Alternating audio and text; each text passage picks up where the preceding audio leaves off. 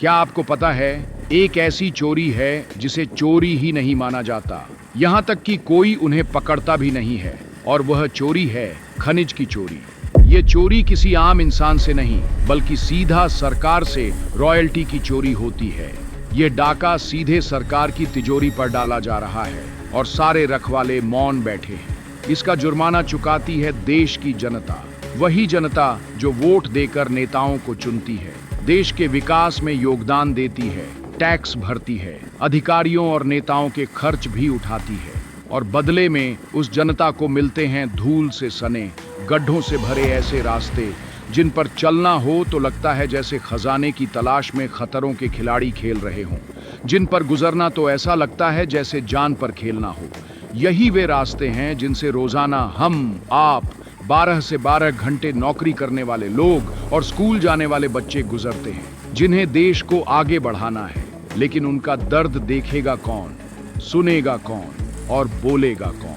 Supreme court और high court के आदेश से गुजरात में अवैध खनन को रोकने के लिए राज्य, जिला और तालुका टास्क फोर्स बनाई गई थी, लेकिन वह 2017 से कागजों में गुम हो चुकी है। उनकी कोई बैठक तक 2017 के बाद नहीं हुई। शायद अब नेटफ्लिक्स पर वेब सीरीज बना रही होगी। गुमनाम टास्क फोर्स। जब प्रशासन किसी भी चोर को पकड़ सकता है तो इन खनिज चोरों को क्यों नहीं? कई लोग बताते हैं कि जब उन्होंने इन चोरों को रोकने का प्रयास किया तो प्रशासन ने चोरों को पकड़ने की बजाय उन्हीं लोगों को पकड़ लिया। तो क्या इन चोरों को कौन पकड़ेगा? क्या खनिज चोरी को चोरी नहीं माना जाता? अब जरा ठेकेदारों का कमाल देखिए। जब सड़क बनती है तो उसमें भी रेत, पत्थर, कपची जैसे खनिजों का उपयोग होता है। टेंडर में आवश्यक खनिज की मात्रा तय होती है। रोड बनाते वक्त पत्थर, कपची, रेत ऐसे गटक जाते हैं जैसे मूंगफली। तो फिर हिसाब कौन मांगेगा कि इन खनिजों के लिए रॉयल्टी का भुगतान हुआ या नहीं? और क्या सड़क निर्माण में निर्धारित मात्रा में रेत, पत्थर का उपयोग हुआ भी या नहीं? रोड बनाते वक्त ठेकेदार साहब पत्थर, कपची, रेत ऐसे गटक जाते हैं जैसे नमकीन, और जब रोड टूटा फूटा हो जाए तो मरम्मत के नाम पर मिट्टी छिड़क देते हैं। ऊपर से डामर भी डकार जाते हैं। लेकिन हमारे चुने हुए जनप्रतिनिधि विधानसभा में भी बच्चों की तरह चोरी करते हैं। जब प्रश्न पूछे जाते हैं तो उनकी भी नकल मारते हैं।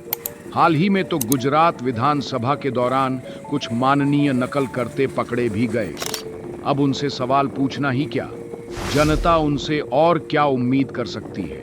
पर भारत माता के संविधान से बने एक नियम ने जनता को इन चुने हुए जनप्रतिनिधियों से भी बड़ी ताकत दी है। उस ताकत का नाम है RTI। तो क्यों ना उस ताकत का उपयोग करें और नेताओं को दिखा दें कि क्या हो सकता है। अब भारत माता के बच्चों को खुद आगे आकर देश को इस भ्रष्टाचार से बचाना होगा। लोग क्या कर सकते हैं?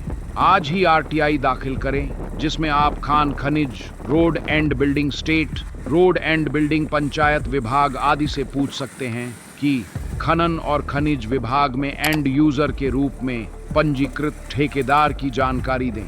हमारे क्षेत्र में बनी सड़क, उदाहरण अंकलेश्वर राजपीपला रोड के टेंडर दस्तावेज दें। ठेकेदार की जानकारी और खनन विभाग से मिली NOC भी बताएं। रॉयल्टी भुगतान की रसीदें दें, रेत, पत्थर, कपची आदि सभी खनिजों के लिए। खरीदी के बिल और ट्रांजिट परमिट की प्रतियां दें। परियोजना के दौरान खनिज का मासिक उपयोग का विस्तृत ब्यौरा दें। 2017 से अब तक खनन विभाग द्वारा की गई सभी लीज निरीक्षण, माप और जांच की जानकारी दें।